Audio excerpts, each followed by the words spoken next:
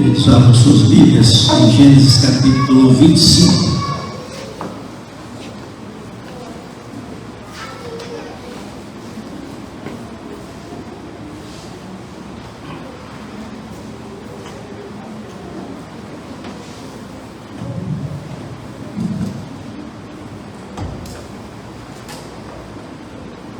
Gênesis capítulo de número 25, nós vamos ler do versículo 19 até o versículo de número 34.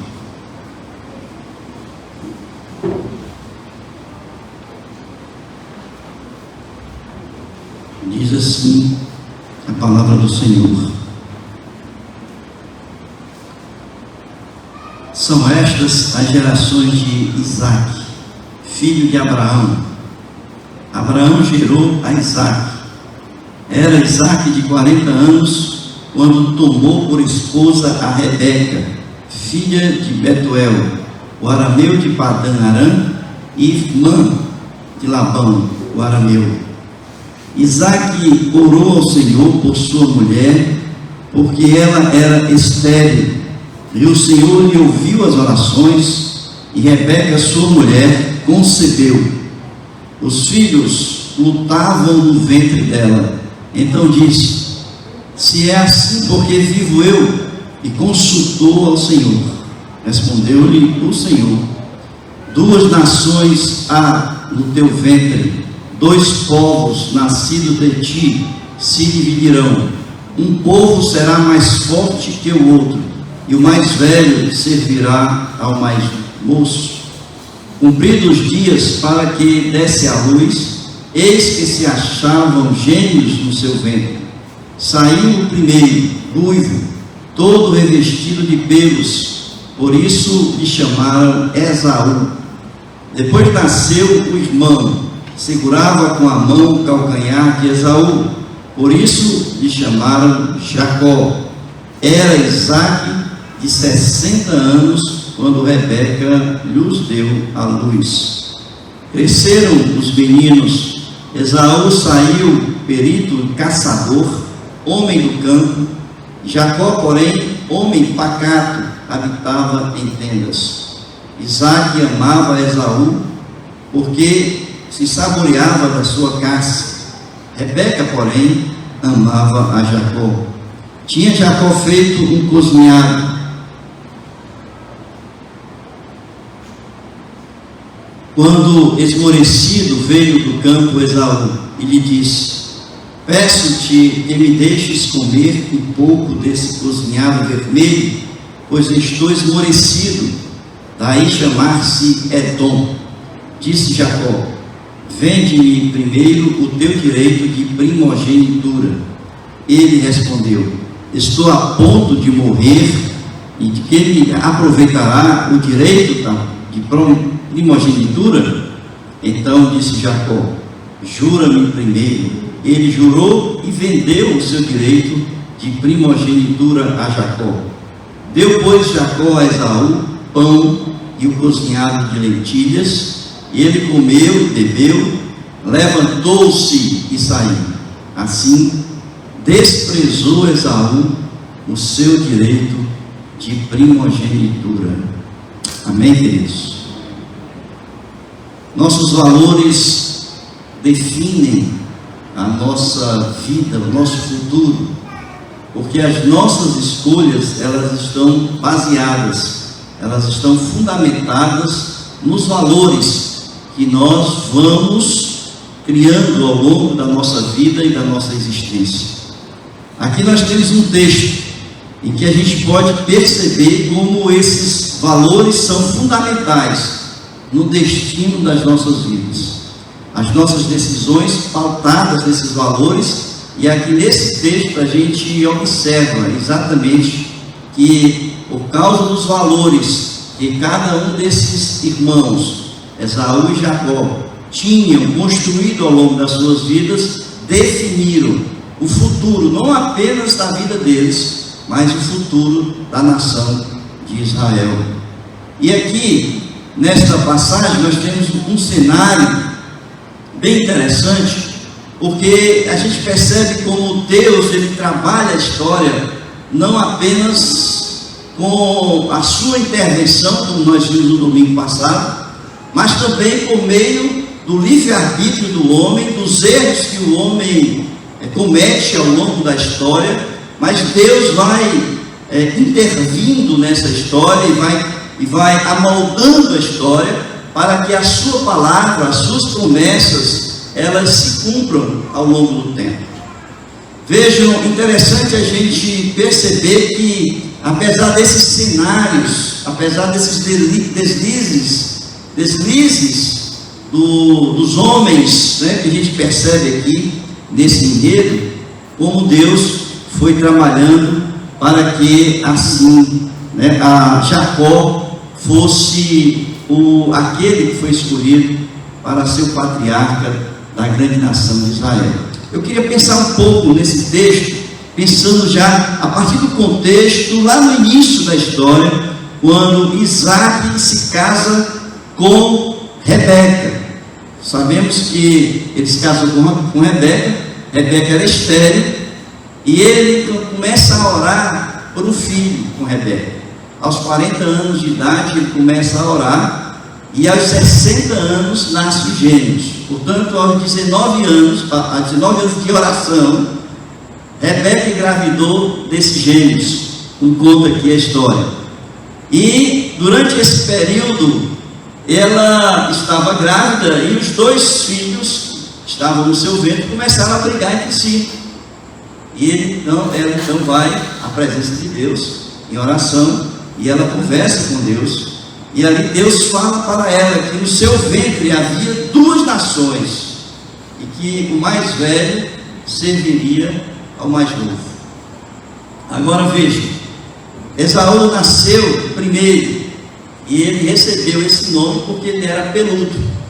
Então, por causa dos pelos, já bem peludo, ele recebeu o nome de Esaú. E ele era ruivo, diz aqui a história. E Jacó veio em seguida, mas quando Jacó nasceu, veio agarrado no calcanhar de Esaú. E porque veio agarrado no calcanhar de Esaú, deram-lhe o nome de Jacó, que significa exatamente isso. Nasceu segurando, o nome significa o que segura o calcanhar, ou suplantador. Mas aqui, como diz o texto bíblico, o nome foi dado porque ele estava segurando o calcanhar ali de Esaú. E aqui diz a história, a partir do versículo de número 27, que esses meninos cresceram. E o termo aqui no hebraico, cresceram, significa grande. Ou seja, esses meninos se tornaram grandes, homens, se tornaram homens. E eles então escolheram cada um o seu destino e fizeram a sua história. Alguns autores entendem, irmãos, que essa história ela só perde importância no contexto da história bíblica para a queda de Adão e Eva, para o fruto proibido. Porque aqui nessa decisão da venda da primogenitura, todo o destino de Israel estava nesse contexto dessa história. E é dentro desse aspecto que eu quero falar com vocês, refletir com vocês, para que vocês entendam que, apesar dos erros da humanidade, das nações, dos homens como um todo, Deus, ele continua trabalhando na história para que Jesus possa voltar e assim buscar a sua igreja. Precisamos entender primeiro o que significa esse direito de primogenitura. Talvez você entenda que o direito de primogenitura seja apenas aquele direito do filho mais velho de herdar todas as coisas do pai, da mãe, da família, ser o herdeiro da família. Mas no Oriente tinha uma amplitude maior esse direito de primogenitura. Então, se Esaú fosse receber o direito de primogenitura, ele teria o direito de receber a porção dupla dos bens de seu pai. Isto é, deveria receber 2 vezes a herança do que qualquer outro filho. Então, se um recebesse 100, ele teria o direito de receber 200. E não apenas isso, ele receberia em dobro de herança, mas também seria, ou se tornaria o chefe da tribo, o chefe daquele clã ali onde ele era o responsável, o patriarca, né? E dentro da história bíblica, tinha ainda algo que é muito mais importante que a gente precisa perceber aqui. São as consequências espirituais daquele que receberia a bênção do primogênito nessa história de Esaú e Jacó. Então nós temos pelo menos duas consequências espirituais. A primeira seria receber a bênção do pai, a bênção que Isaac teria que dar ao primogênito. E segundo, seria aquele que iria se tornar o ancestral do Messias, do Salvador Jesus. Então vejam a importância dessa história contida aqui nesse enredo que nós acabamos de ler. Tanto assim, nós podemos dizer que a venda do direito de primogenitura, apesar de ser uma prática aceita no mundo oriental daquela época, havia algo muito além do que apenas uma simples herança material, como se pode imaginar. Havia aí uma importância espiritual nessa história, porque desta história viria aquele que seria o pai, digamos assim, o ancestral, né, de Jesus, lá na frente, depois, quando Deus mandasse vir aí o seu filho unigênito. Então veja, na família de Isaac, receber esse direito significava uma escolha de caminhar com Deus. Quando você tinha o direito de primogenitura no clã de Isaac, do povo que havia sido escolhido por Deus, portanto era uma escolha de conduzir a nação debaixo da vontade e da condução de Deus. Então veja aí que esse contexto, né, ele vai muito além do aspecto material. Então é bom que se diga, irmãos, que esses meninos que cresceram, eles não cresceram sem conhecer a Deus. Quando Abraão morreu, eles tinham 15 anos de idade. 15 anos. Então eles passaram 15 anos da vida deles ouvindo as histórias de Abraão, a caminhada de Abraão com Deus. Então eles conheciam, eles tinham o conhecimento da pessoa de Deus através do pai da fé, que era Abraão. E diante dessas informações, irmãos, é que nós queremos pensar um pouco sobre como Deus, né, a partir dos erros das pessoas, como Deus foi ali conduzindo para que Jacó fosse o patriarca, né, dessa grande nação. Porque ele já havia dito que o mais velho serviria ao mais novo. Então como é que isso foi acontecendo? Entendam que quando Rebeca ora a Deus e Deus responde a Rebeca, ele revela essa questão de que o mais velho serviria o mais novo, mas isso não é um segredo. Tanto Isaac sabia dessa história, como os filhos que cresceram também conheciam a história. A gente não pode entender aqui, nesse contexto, de que Deus revelou a Rebeca que ele, o mais velho, serviria o mais novo, e que ela guardou isso, porque quando guarda, a Bíblia diz, e a Bíblia não disse que aqui Rebeca guardou para si aquela revelação de Deus. Então Isaac sabia, os filhos sabiam, todas as pessoas do campo sabiam que o mais novo, né, seria aquele que herdaria a bênção de Isaac.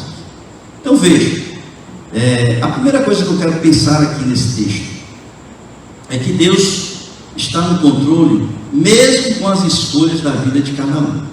Então, os filhos de Isaac e Rebeca se tornaram grandes, escolheram as suas profissões, cada um escolheu aquilo que queria ser na vida, né? Então o livre-arbítrio do homem, né, da pessoa, em decidir aquilo que ele quer ser.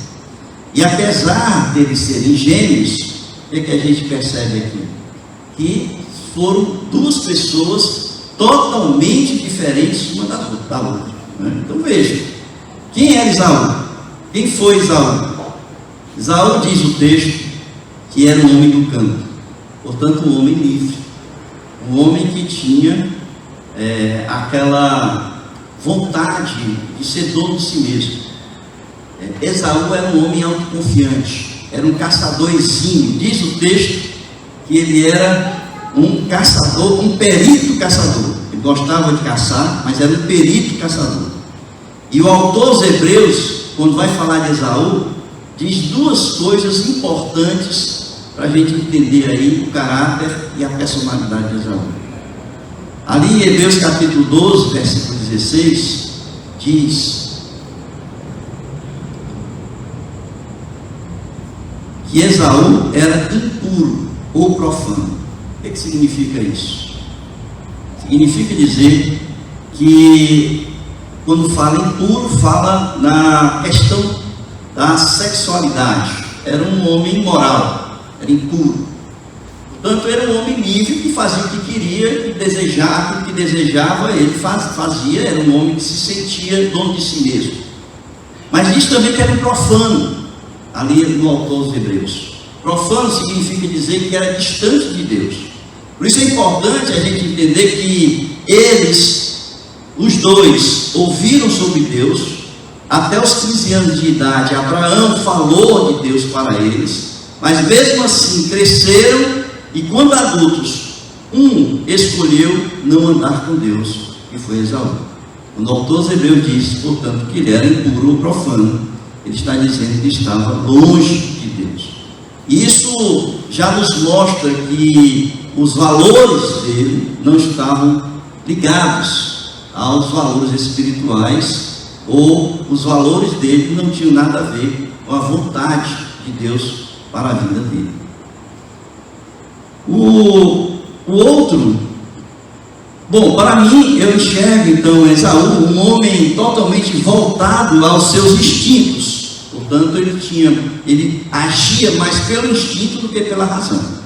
Era um caçador, era um homem livre, gostava do campo, então ele era mais instintivo do que racional. Já Jacó diz o texto aqui que era um homem de tendas.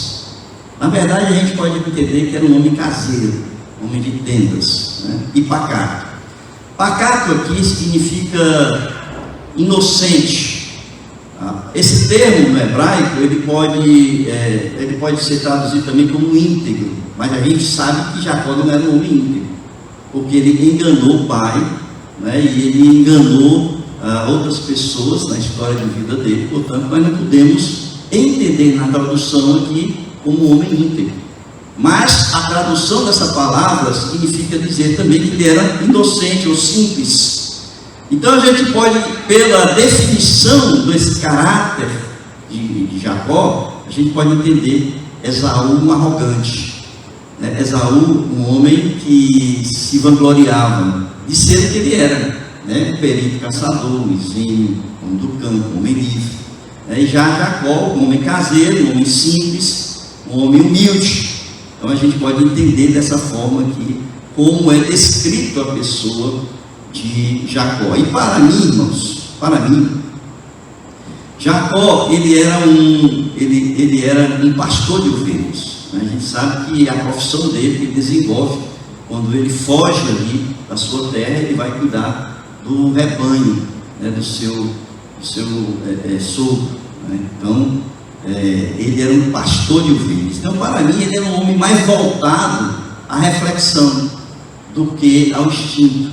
Era um homem mais, como ele vivia mais no campo, cuidando das ovelhas, era um homem que usava mais da sua capacidade reflexiva, da sua razão, do que propriamente do seu instinto. Então, veja, outra grande influência nessa decisão está nas preferências, que a gente vê nesse texto aqui. A influência das preferências dos pais em relação aos filhos. Por quê? Porque Isaac gostava mais de Esaú. Aqui diz o texto, Isaac amava Esaú. Significava dizer que ele não amava Jacó, mas significava dizer que ele amava mais Esaú. E ele amava mais Esaú, não era porque tinha um relacionamento maior com Esaú. Interessante, porque o texto diz que Isaac amava mais Esaú por causa do caldo da caça, né, da carne da caça que Esaú levava para Isaac. Né? Não era uma questão de empatia maior, de um relacionamento maior com seu filho, mas porque o filho, como caçador, caçava e ali pegava a carne da caça, levava para o pai, e o pai gostava de saborear a carne da caça. Por outro lado, Rebeca, ele amava mais Jacó. E eu fiquei pensando, porque o texto só diz isso. Rebeca, porém, amava Jacó. Rebeca, porém, amava Jacó. E não diz o porquê. Mas a gente entende. Porque como Jacó era caseiro, vivia mais em casa, significava dizer que desenvolveu um relacionamento maior com a mãe, né? Com os pais até. Então, esse desenvolvimento maior do relacionamento com a mãe fez com que Rebeca amasse mais a Jacó. E não apenas isso, a promessa de Deus de que Jacó seria aquele, né, que receberia a bênção de Isaac. Então veja, nessa primeira reflexão do texto, a gente entende então que Deus, ele trabalhava, ele estava no controle, mesmo com as escolhas dos dois filhos de Esaú e Jacó. Um escolheu ser caçador, o outro escolheu ser pastor. Um era livre do campo, o outro mais caseiro. Então, dentro desse aspecto de cada um, Deus foi ali trabalhando a história. A segunda questão que a gente vê nesse texto aqui é que Deus também está no controle, mesmo diante das inclinações pessoais de cada um. Mesmo diante das inclinações pessoais de cada um. Veja, como Esaú era um homem que agia mais pelo instinto, era um caçador, ele saiu para caçar.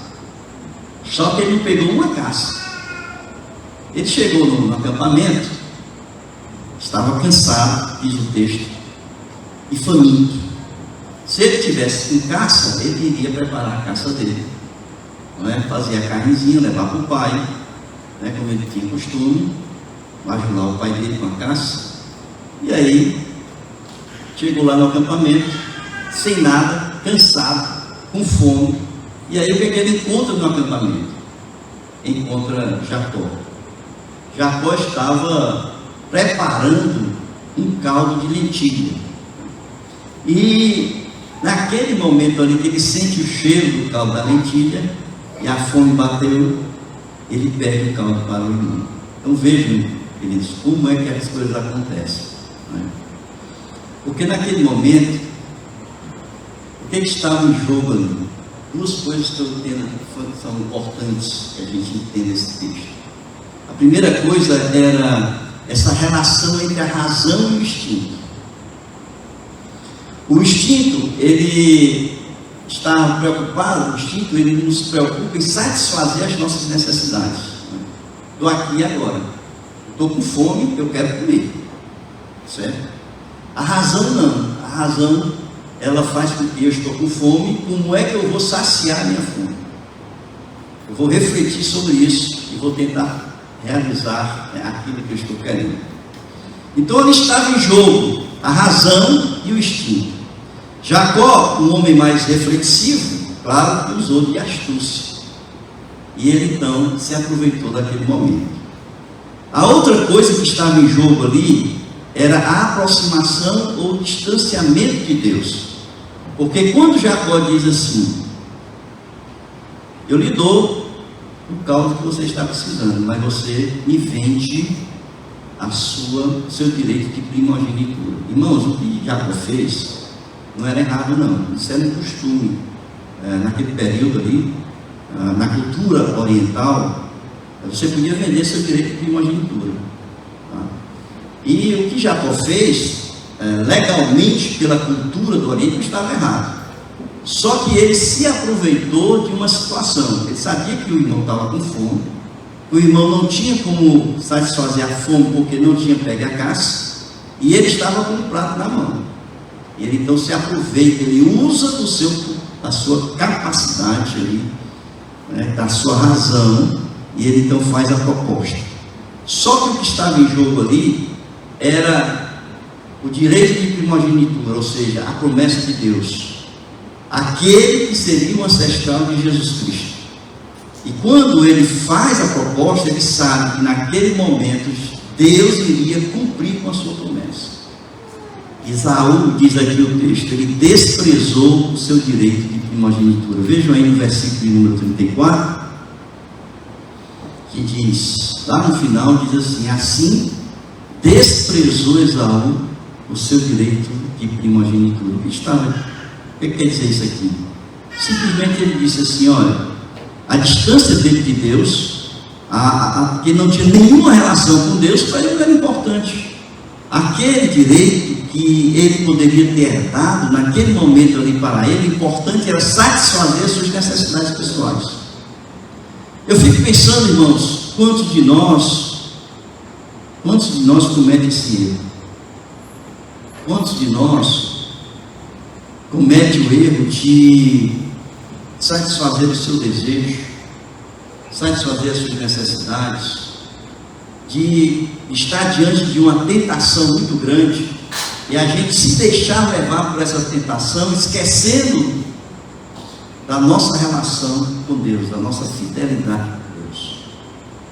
Eu vejo na nossa igreja e nas igrejas de um modo geral, né, os nossos irmãos, muitas vezes, diante das tentações, das oportunidades que são dadas a cada um, fazerem escolhas para satisfazerem a sua vontade, sem pensar nas consequências futuras.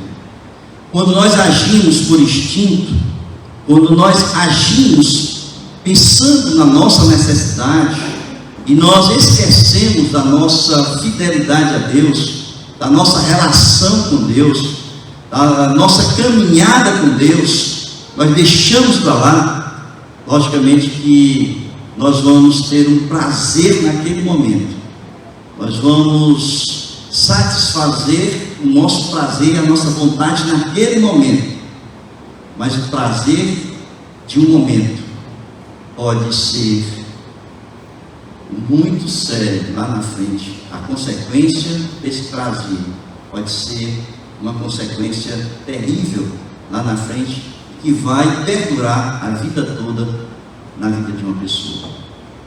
Às vezes por um minuto de prazer, porque você cedeu um minuto na sua vida para de um prazer, você pode sofrer o resto da sua vida. Quantas e quantas pessoas se deixam levar pelos seus instintos carnais, vontade carnal? Quantas e quantas pessoas se deixam levar, muitas vezes, por uma picada de agulha no braço? Quantas e quantas pessoas veem uma oportunidade de ganhar dinheiro fácil e se deixam levar por isso? Diz no ditado popular que a oportunidade faz o ladrão, né? A oportunidade faz o ladrão. E muitas vezes é diante das tentações que são colocadas diante de nós, que nós somos testados, que nós somos provados por Deus. E naquele momento ali, Esaú tinha uma distância de Deus, ele não tinha uma relação com Deus, ele desvalorizou essa sua caminhada com Deus. Enquanto que Jacó, pelo contrário, o que ele fez na verdade era valorizando o seu direito de primogenitura, ou valorizando a promessa de Deus, valorizando a sua caminhada com Deus, porque ele sabia dos privilégios, das consequências dele ser o primogênito, de receber a bênção do primogênito. Eu fico pensando se Jesus tivesse cedido naquele deserto. Jesus passou 40 dias e 40 noites no deserto, em jejum. E ele então, depois de 40 dias e 40 noites, ele sentiu fome. E naquele instante em que ele sentiu fome, apareceu para ele o tentador, Satanás apareceu para ele. Foi tentado 3 vezes. Agora imaginem que ele poderia ter satisfeito as suas vontades. Estava faminto. E Satanás diz: transforma essas pedras em pão. Ele poderia muito bem, como filho de Deus, transformar as pedras em pão. E ele poderia satisfazer a sua fome naquele momento. Mas ele resistiu ali a Satanás. Resistiu a Satanás. Irmãos, quando nós resistimos às tentações, sabe o que acontece? Nós recebemos o manjar de Deus na nossa vida. Logo depois que Jesus resistiu ali a Satanás, Satanás foi embora, o que aconteceu? Os anjos foram ali alimentar Jesus, né? Diz o texto. Veja, irmãos,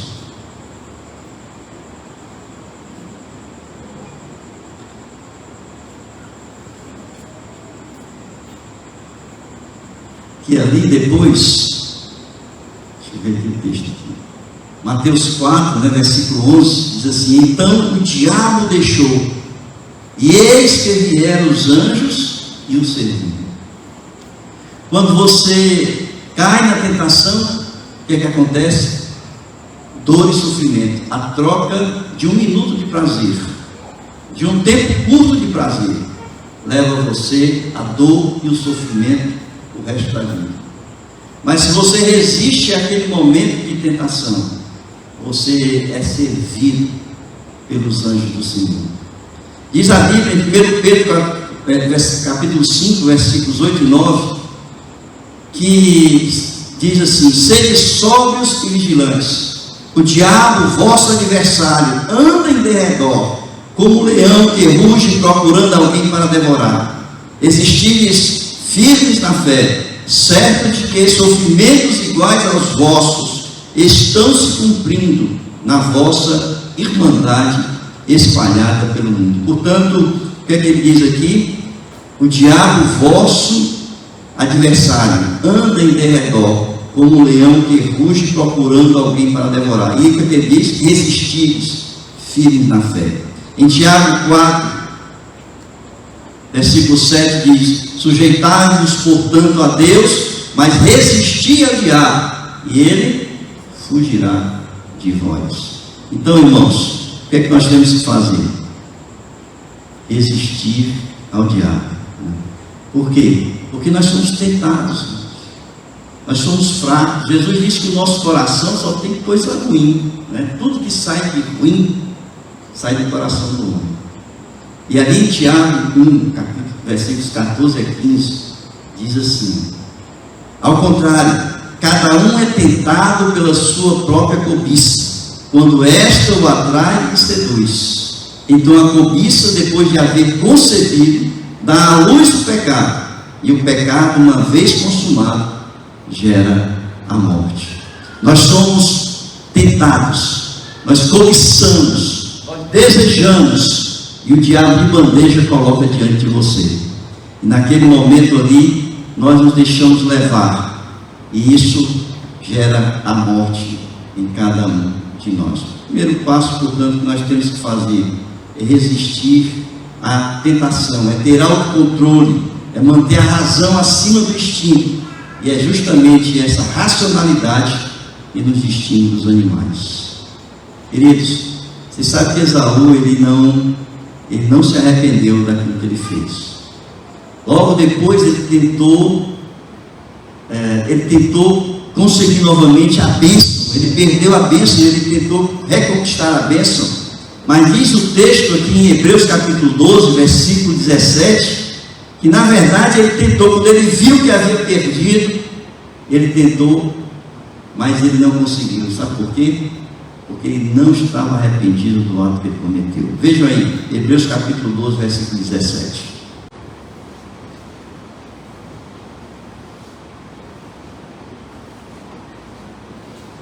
E diz assim: pois sabeis também que posteriormente, querendo herdar a bênção, foi rejeitado, pois não achou lugar de arrependimento, embora com lágrimas o tivesse buscado. Que coisa triste, né? Muitas vezes nós nos entregamos ao prazer, aquele prazer. Lá na frente, quando a gente começa a sofrer por causa daquilo, o remorso bate em nosso coração, mas não o arrependimento. Que coisa. E ali ele, com lágrimas, tentou novamente buscar a sua bênção, e ali ele perdeu para a vida toda. Irmãos, este é o limite entre o instinto e a razão. Eu entendo que é o limite entre a fé e a descrença.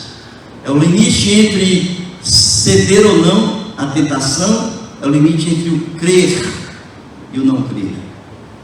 É o limite entre querer andar com Deus e querer rejeitar a Deus. Quando nós cedemos, nós fizemos uma escolha na nossa vida de andar sem Deus no nosso coração. Foi isso que Esaú escolheu para a sua vida.